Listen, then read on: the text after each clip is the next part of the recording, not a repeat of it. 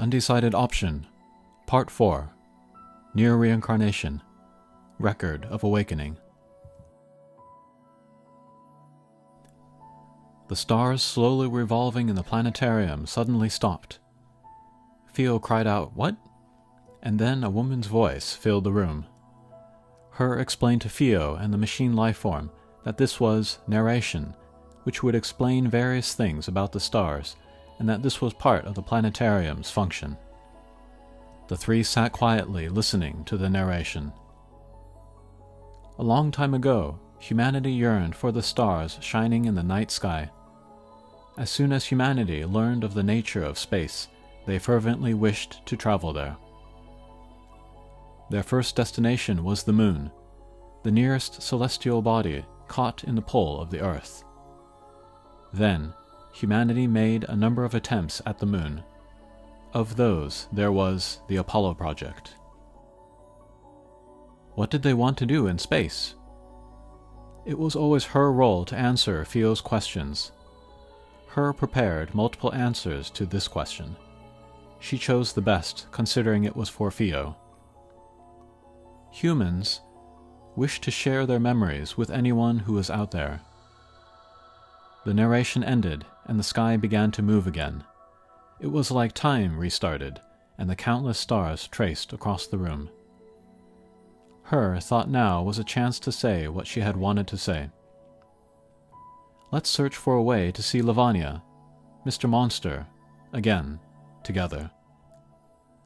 It's my fault Theo and Lavanya are apart. It's for me, for my wish to be with him, who I know I cannot ever see again. Her knew this in her heart of hearts.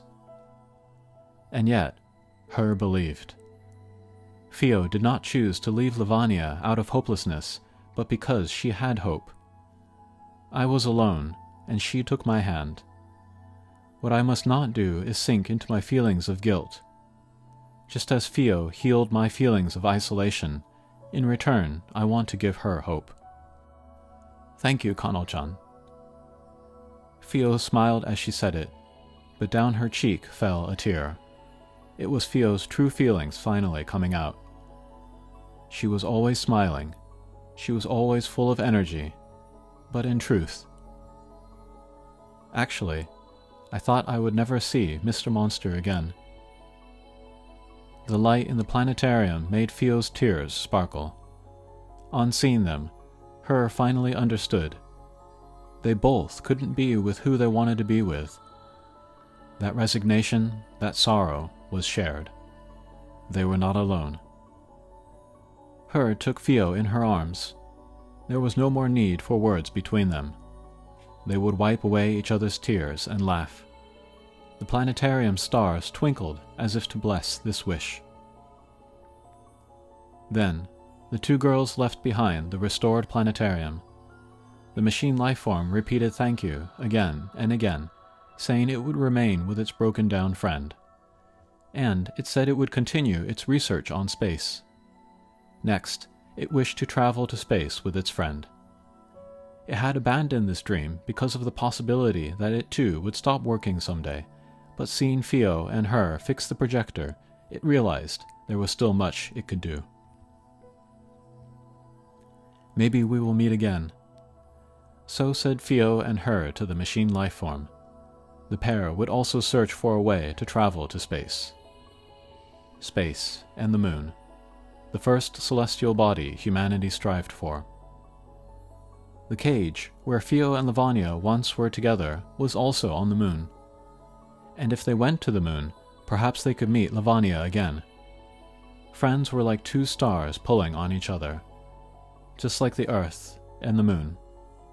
It would work.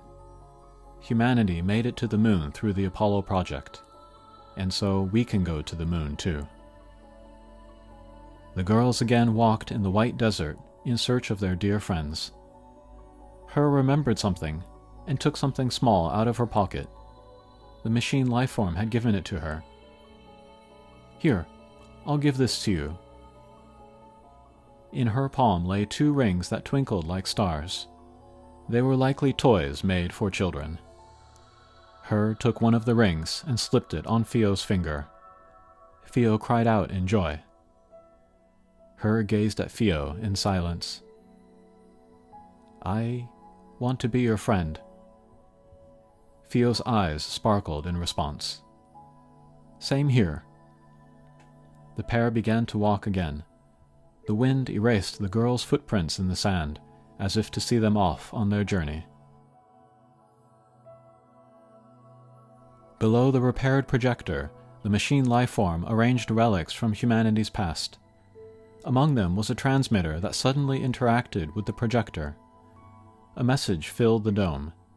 It was from far, far away, a transmission from space. It was a message that would be sent out forever, a footprint never to be deleted, until they met again.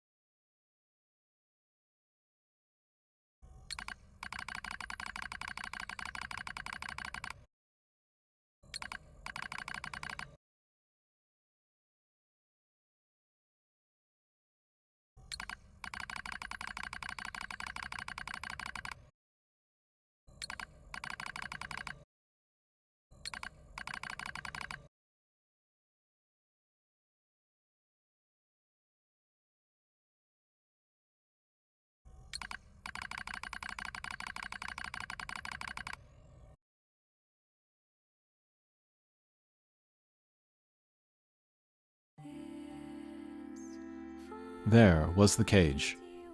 In it was a tower cloaked in black, darker than shadow. On its edge stood the monster who considered what he had lost. The view from the tower looked out at nothing but an endless sea of clouds. There was no way he could have seen anything, and yet he searched for footprints of his friend. He wished that someday he could again meet her. He vowed to search for her, even if it were hopeless. The monster waited for the day he could reunite with his friend.